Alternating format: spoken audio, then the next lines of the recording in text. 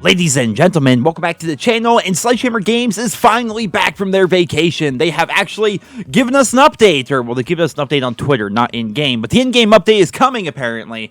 So let's go ahead and just take a look at it here. So from Sledgehammer Games themselves, the break is officially over, and we know that you have all been patiently waiting for updates. We're happy to share a few of the changes that will be coming soon to Vanguard. Changes to help with the completion of the Panzerfaust challenges, perk adjustments to help counter all things fire, a weapon balancing pass, sniper buffs and shotgun nerfs, as well as a tweak to mortar barrage to reduce duration. Thank you for your patience while we were working behind the scenes. You can expect some frequent updates now that we're back, with more to come this week. And then the Sledgehammer Games community manager also said, and more, in regards to these tweets right here. So the update is not going to be limited just to countering fire, buffing snipers, nerfing shotguns, changing the Panzerfaust challenges yet again, and then nerfing the mortar barrage. Apparently even more is going to be coming, which is good news.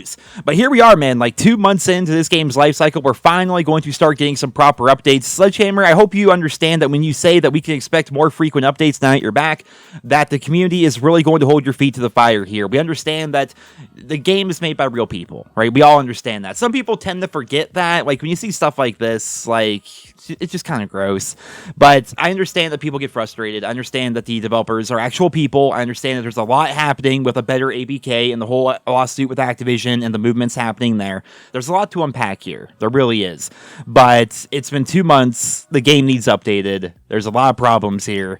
And hopefully Sledgehammer Games is up to the task. We have seen them back during Call of Duty World War II take a lot of community feedback and revamp essentially the entire game's multiplayer based on that feedback, which is good news.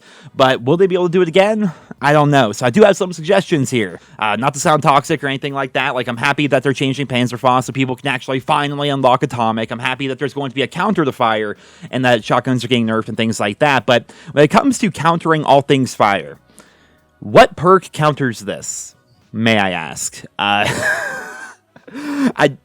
don't think there is a perk that can counter this. Like, even if you make us 100% immune to fire, if you make that its entirely own perk, then maps like Shipment and even DOS House are still pretty unplayable. So Sledgehammer, what you guys have to do is take a page from Raven Software's book back during Modern Warfare 2019. What Raven Software did is they took the Demolition game mode, they added it to Modern Warfare Remastered. It was actually very fun, but they quickly realized that a game mode that came out in Modern Warfare 2, like Demolition, does not work well in a game like Call of Duty 4, which had frag times 3. So what they did is they restricted frag times 3 within that particular playlist. The same thing needs to happen every time you guys release a Shipment playlist or a DOS ship playlist or whatever.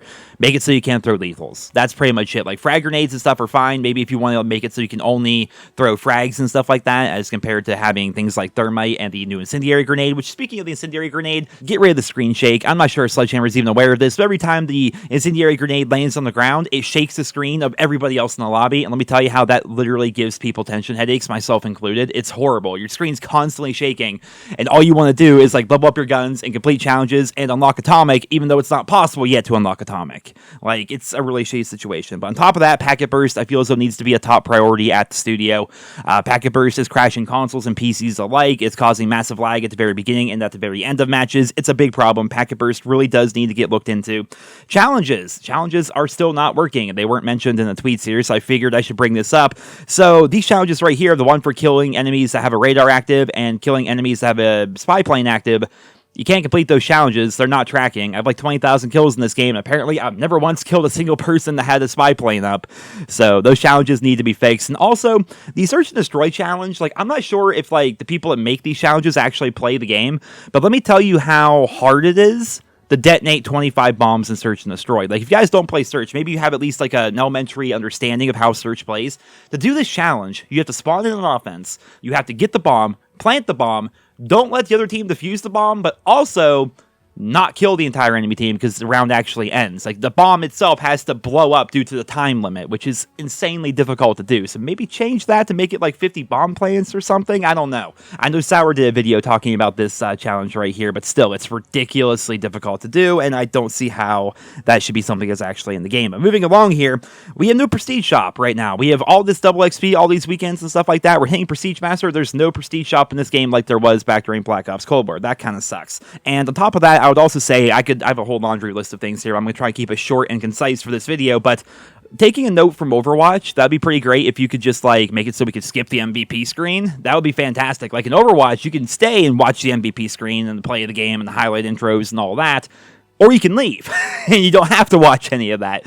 So if we could just do that with Call of Duty Vanguard as well, that'd be fantastic. That would actually save us a lot of time, because believe it or not everyone that plays this game is a YouTuber or a live streamer. And therefore, they have a very limited amount of time where they can actually sit there and enjoy the game. And sitting there just watching MVP highlights that don't even work half the time is not exactly something that a lot of people are very keen on doing. But ladies and gentlemen, that's very much it for this short little video here today. Just an update to let you guys know that Sledgehammer Games is apparently back. And I also wanted to give some feedback to Sledgehammer Games here in this video and kind of like help direct where they should maybe be going, because there are so many problems, like over 250 known bugs in this game, that they may have a hard time knowing where to start. And so I figured I would bring up a lot of the problems that the overall community has with the game, and then maybe those would be the first ones they start working on and then start fixing the other things after that. I don't know how the process works. I'm just saying I'm happy that Sledgehammer Games is back, and hopefully Call of Duty Vanguard gets a lot better sooner rather than later. But ladies and gentlemen, that's all for today's video. I hope you all enjoyed it. Thank you all so much for listening. Thank you to all my channel members, and I hope you guys all have a wonderful day.